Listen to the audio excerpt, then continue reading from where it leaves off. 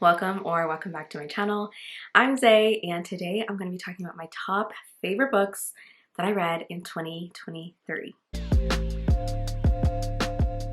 Three is over, and wow, that is crazy. I feel like the year just flew by. Actually, easy list to put together, which is really fun. I feel like I didn't have that many favorites this year, but I did read a lot of good books that are my favorite books of all time, and it's all about quality over quantity at the end of the day.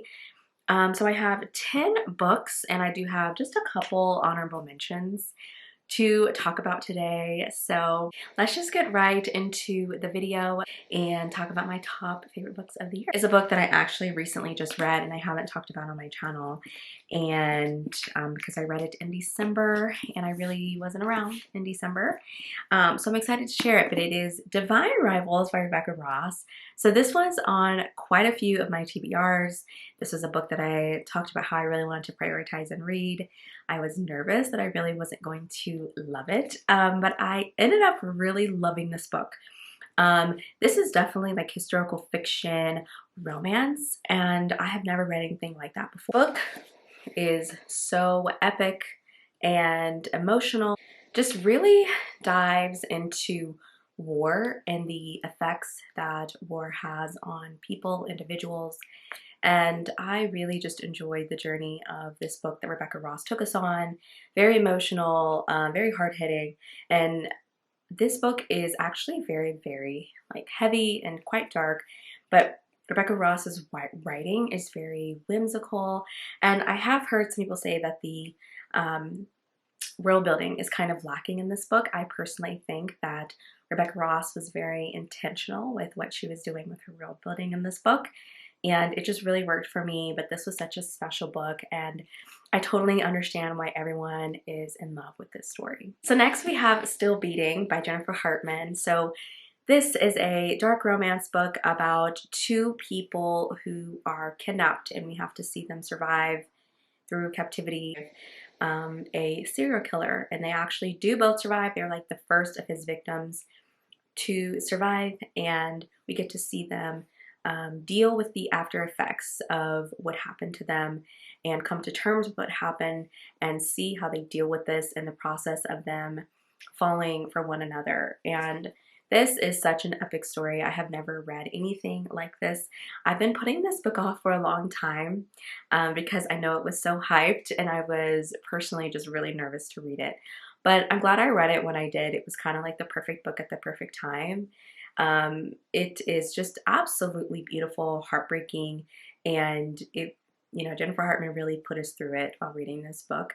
But it was worth it in the end to see Cora and Dean really just come together and get through what happened to them. Next we have King of Greed by Anna Huang. This is her third book in the Kings of Sin series. So this book follows two people who have been together for a long time. They've also been married for a while, and they've experienced a lot of things together, and unfortunately their marriage is falling apart. Their relationship is falling apart, and our heroine has really had enough of it. And so we see these two struggle. It's kind of like a marriage in trouble, marriage in crisis, so to speak, and also second chance romance.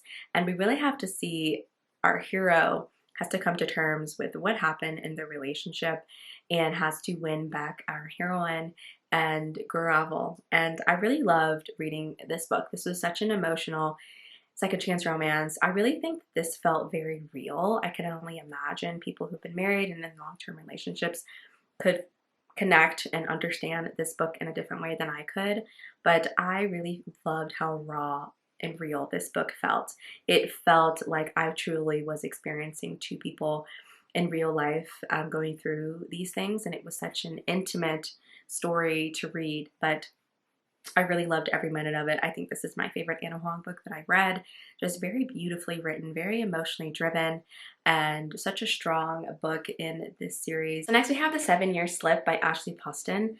So I think Ashley Poston is just doing such interesting things in contemporary romance. I really like how she includes magical realism in her stories. It really just adds such a layer to the story that I find to be so intriguing and interesting. This is just such a beautiful love story, and there's a lot of different things going on in this story. Our heroine's going through a really hard time in her life. But gosh, I just love this. I thought it was so emotional, but also funny and unique, and just a beautiful love story that I really enjoyed every minute of. I really enjoy Ashley Paulson's writing and just what she's doing in romance, and I just don't know if she's getting enough love like I think she should. If you have not read The 7-Year Slip, it is one of the best romances of 2023. I highly recommend that you read and experience this story if you have not yet. Next we have Only for the Week by Natasha Bishop. This is a special edition version from the Hello Lovely box.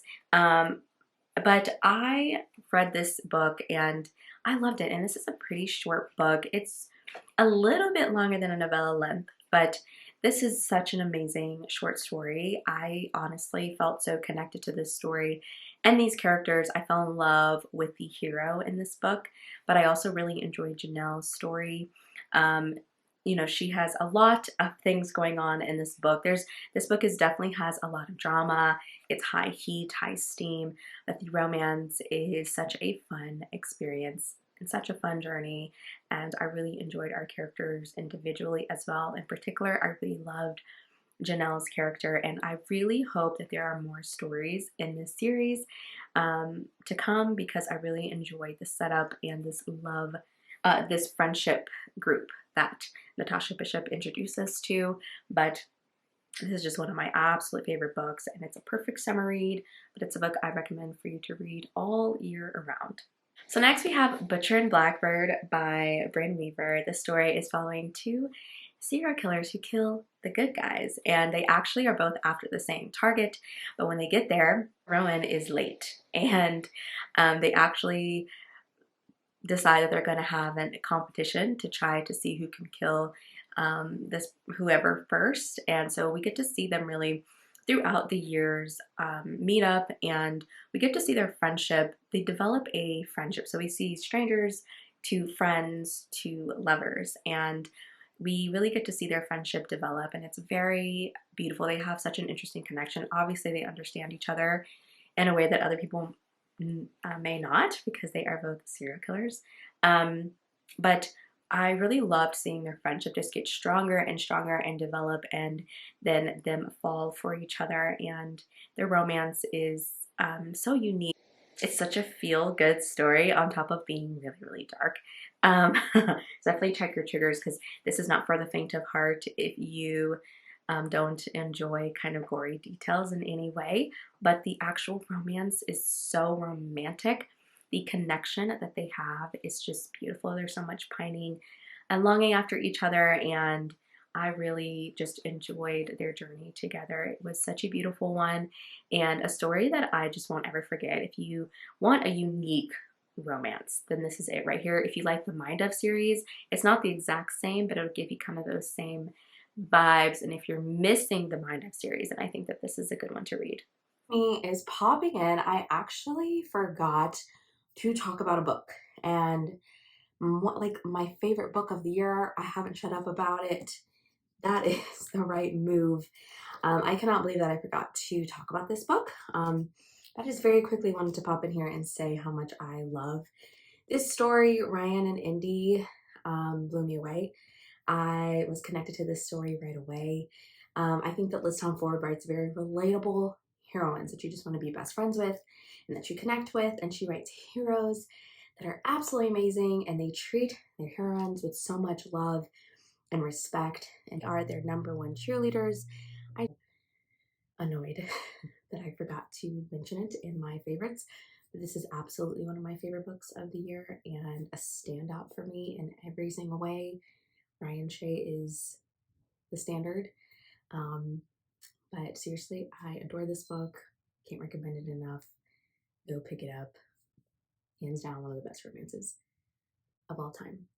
Okay, now back to regularly scheduled programming. I am so sorry. Before we get into my top 3, I do have some honorable mentions that I want to talk about.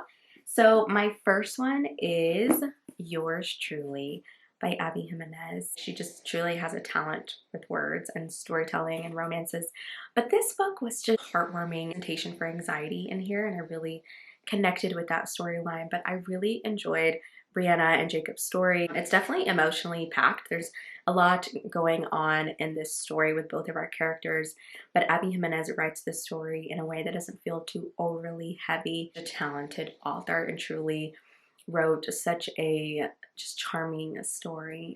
And Abby Jimenez is truly such a wonderful writer and one of the best writers that's writing in romance today. So next we have Caught Up, Kai. I love Kai, but and Miller, this story in particular I just really loved, in my opinion, more than the romance, which is why this is not really on my list, because I really liked the actual story.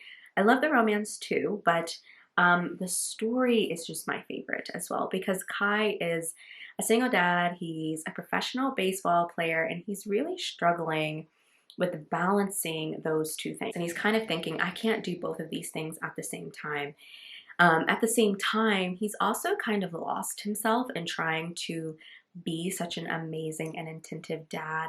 He's really struggling with this. And in comes Miller, who just rocks his world. She becomes his nanny, and Miller kind of is this light. She kind of brings this light into his life, this fun, kind of this part of himself that he thought was gone. And I really enjoy their dynamic and their romance. I just felt like they really balanced each other out really, really well.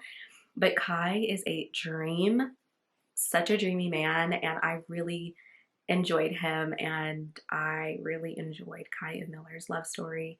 And this is just honestly the best single dad nanny romance. One is Keeping 13. You all know how much I love the Boys of Tillman series and just how much of an impact that this series has on me. But this is this conclusion to Johnny and Shannon's story, which is our introduction to the series. And I just felt like they got such a really great, and there's so much healing and growth that happens in this story, in particular with Johnny and Shannon, and individually there's a lot of individual growth, and then this is the book where we get most of the romance. She gave us so much hope and peace when there was so much darkness in this story. But if, you know, again, I say it all the time, like if you haven't read this series and you're hesitant to, I would just give it a try. They're very long, so I can understand about being intimidated, but this series really is one of the best that I've ever read. So next we have Saving Six, which is Joey and Aoife's story, the first book in their duet. A full story of Joey and Aoife and how they meet when they're young. Full story. I have not read Redeeming Six, which is their second book yet. I hope to finish in January, but I just didn't want to read it in December. It's so long and I just wanted to give it my full attention. But I really, really loved this story, and I was so emotional and honestly exhausted. It was hard to be back in this world, but it was so worth it because Joey and Aoife are truly meant to be together. Their connection is just unmatched, and it's just such a raw and real story. And I loved getting to see Joey's story and his point of view. And there's so many different things that he shields from his siblings, and that we don't really get to see in Binding and Keeping 13, which just makes me love Joey's character so much and have so much respect for his character. As an older sibling, I could definitely relate to just feeling so responsible for your siblings. I feel like you have to take care of them. The emotional labor that Joey has put on him is just, he just feels like he has the weight of the world on there. And Aoife comes in and she loves him fiercely. Wait to finish it, but this is absolutely incredible, and definitely just one of my favorite books that I've read this year. Okay, so now last but not least, a book that no one is surprised by is Out on a Limb by Hannah. I talked about this book in detail about why I love it so much and how I love it so much, but seriously, this book just stole my heart. It is just the way that it is written. I connected from it from the very first page. I love Win and Bo, and their connection is so strong and beautiful and unique, and their bond is unbreakable. I really love how we get to see them really connect and just create this really beautiful friendship. They have some respect and admiration for each other. I loved how romantic this book was. There were just so many moments that made me swoon, and I fell in love with their story, and it's just a book that I would never ever forget, and a book that has left such an amazing impact on me. So if you're going to take any recommendation from me, I hope that it is that you will pick up Out on a Limb, because it is truly such an amazing story. That is it for this video. This was so much fun to film, and I am so excited to see what my top favorites of 2024 will be. That sounds crazy to say, but I am so excited for it. So I will see you all in my next video. Please let me know some of your favorites that you loved last year. Did we share any? Please let me know. But I will see you all very soon in my next video. Thanks for watching.